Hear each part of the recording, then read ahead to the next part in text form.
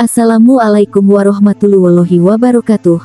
Sahabat motivasi Islam yang diridhoi oleh Allah Subhanahu wa Ta'ala, kali ini Mimin kupas tentang ulama besar yang di akhir hayatnya meninggal dengan su'ul khotimah. Bagaimanakah kisahnya? Mari saksikan video selengkapnya. Namun sebelum itu jangan lupa untuk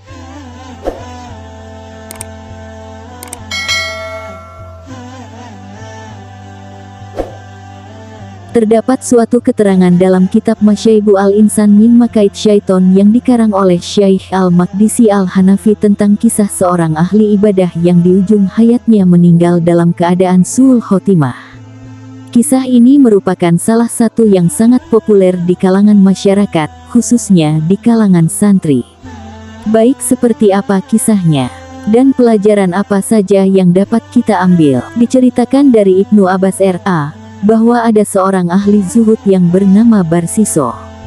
Dia beribadah dalam kuil selama 70 tahun yang tidak pernah melakukan maksiat sedikitpun. Lalu iblis ingin menggoda dengan ilmu hilah rekayasa, maka pada suatu saat dia mengumpulkan para pembesar setan dan berkata, "Adakah di antara kalian yang mampu merusak Barsiso?" Setan putih berkata kepada iblis, "Saya sanggup merusaknya." Lalu ia berangkat ke tempat Barsiso dengan mengenakan pakaian ulama dan mengenakan sesuatu di atas kepalanya, lalu datang ke kuil Barsiso dan memanggilnya. Tetapi dia tidak menjawabnya. Barsiso tidak berhenti dari beribadah kecuali setiap 10 hari sekali. Tatkala setan putih tak mampu mengambil perhatian Barsiso, maka dia berpura-pura salat dan beribadah di dalam kuil itu. Maka setelah Barsiso selesai dari salat dan ibadahnya, dan ingin beranjak keluar, dia melihat setan putih itu tampil seperti ulama yang sedang salat dan beribadah dengan bentuk yang sangat bagus. Lalu Barsiso bertanya kepadanya, "Kamu tadi memanggilku sementara aku sedang sibuk salat, apa yang kamu perlukan?" Dia menjawab, "Saya ingin bersamamu untuk belajar ilmu dan menirukan amalmu serta kita bersama beribadah sehingga aku bisa mendoakanmu dan kamu juga mendoakanku." Barsiso berkata, "Saya tidak bisa bersamamu. Jika kamu seorang mukmin, maka kamu mendapatkan bagian dari doaku yang kutujukan bagi semua orang mukmin."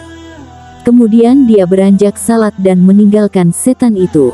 Maka setan itu pun beranjak salat dan setelah itu Barsiso tidak menoleh kepadanya selama 40 hari. Setelah Barsiso selesai salat, dia melihat setan sedang berdiri salat. Tatkala dia melihat kesungguhannya, maka dia berkata kepadanya, "Apa yang kamu butuhkan?" Setan menjawab, "Saya ingin kamu memberi izin kepadaku untuk naik ke kuil bersamamu." Lalu dia memberi izin naik di kuil dan beribadah bersama Barsiso beberapa waktu, tidak berbuka dan tidak berhenti dari ibadah kecuali setelah 40 hari bahkan terkadang sampai 80 hari. Maka tatkala melihat kesungguhan dia dalam beribadah, Barsiso merasa rendah hati berada di hadapannya dan kagum terhadap kehebatan ibadah setan putih itu. Dan setelah lama beribadah bersama Barsiso, setan berkata kepadanya, "Saya ingin pergi karena saya memiliki teman selain kamu. Saya mendapat berita kamu lebih baik daripadanya. Ternyata saya mendapatkan sesuatu yang tidak sesuai dengan perkiraan saya sebelumnya."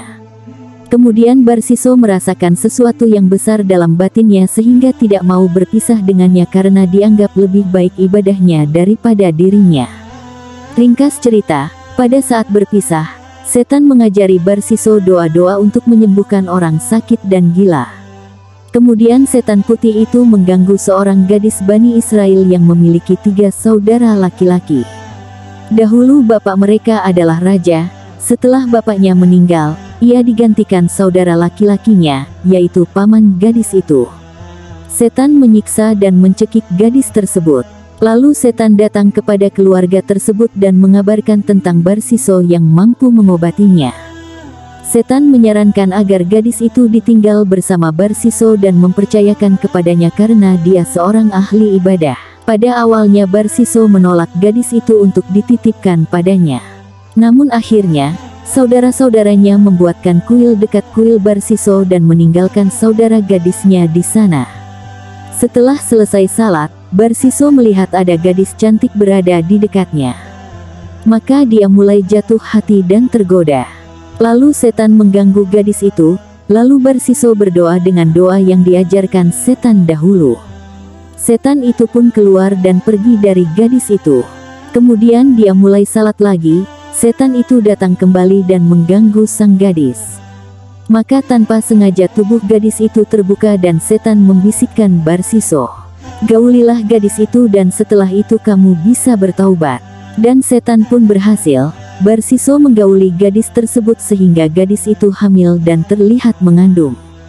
Kemudian setan berkata kepada Barsiso, "Celaka kamu Barsiso, bila perbuatanmu itu terungkap. Maukah kamu membunuhnya dan setelah itu kamu bisa bertaubat? Dan apabila keluarganya menanyakan, maka katakan pada mereka bahwa gadis itu dibawa kabur oleh setan yang telah mengganggunya dan kamu tidak kuasa melawannya." Maka Barsiso masuk ke tempat gadis itu dan membunuhnya, lalu dikuburkan di lereng gunung. Pada saat Barsiso mengubur gadis itu, setan datang dan menarik ujung pakaian gadis itu sehingga tidak tertimbun tanah dan nampak. Kemudian Barsiso kembali ke kuil dan beribadah. Tiba-tiba ketiga saudara gadis itu datang untuk menjenguk adik mereka. Mereka menanyakan keadaannya. "Wahai Barsiso, apa yang telah kamu lakukan terhadap adik kami?" Dia menjawab, "Setan datang dan aku tidak mampu melawannya." Maka mereka percaya dan pulang. Pada saat malam hari dalam suasana duka, setan datang dalam mimpi saudara gadis itu yang paling besar dan memberitahukan kejadian yang menimpa adiknya. Namun, orang tersebut tidak mempercayai mimpi itu dan meyakininya berasal dari setan. Setelah 3 malam berturut-turut datang dalam mimpi saudara paling besar tadi, namun tidak dihiraukan, maka setan mendatangi kakak yang kedua dan ketiga, memberitahukan seperti yang disampaikan kepada kakak yang pertama. Kemudian ketiganya saling menceritakan apa yang dilihat dalam mimpi mereka dan ternyata sama. Lalu setan mendatangi mereka dan memberitahukan tempat dikuburnya adik mereka dengan ujung pakaiannya yang masih kelihatan. Lalu mereka pergi ke tempat yang ditunjukkan setan dan mendapati apa yang diberitakan olehnya. Kemudian mereka pulang kepada keluarga dan familinya, lalu mendatangi kuil Barsiso dengan membawa linggis dan kapak. Mereka menghancurkan kuil Barsiso dan menangkapnya lalu dibawa di hadapan raja. Setan kembali membisikkan lagi kepada Barsiso, "Kamu membunuhnya kemudian kamu ingkar, akuilah perbuatan itu," sehingga akhirnya Barsiso mengakui perbuatannya. Lalu sang raja menjatuhkan hukuman mati kepadanya dengan disalib di kayu. Pada saat disalib, setan putih mendatanginya. Lalu setan menawarkan bantuan untuk menyelamatkannya dengan bersujud kepada setan. Barsiso menyetujuinya dan bersujud kepadanya. Setelah itu setan pun meninggalkannya dan berujar, "Wahai Barsiso, inilah yang saya kehendaki darimu. Akhirnya kamu mengikutiku dan kafir terhadap Tuhanmu. Sesungguhnya aku berlepas diri dari perbuatanmu dan aku takut terhadap Tuhan semesta alam." Hal ini sebagaimana firman Allah Ta'ala dalam Qs. Al-Hasr 16-17 berbunyi. Artinya, seperti bujukan syaitan ketika dia berkata kepada manusia, "Kafirlah kamu," maka tatkala manusia itu telah kafir ia berkata, "Sesungguhnya aku berlepas diri dari kamu karena sesungguhnya aku takut kepada Allah Tuhan semesta alam." Maka adalah kesudahan keduanya, bahwa sesungguhnya keduanya masuk ke dalam neraka, mereka kekal di dalamnya. Demikianlah balasan orang-orang yang zalim. Allahumma bisawab.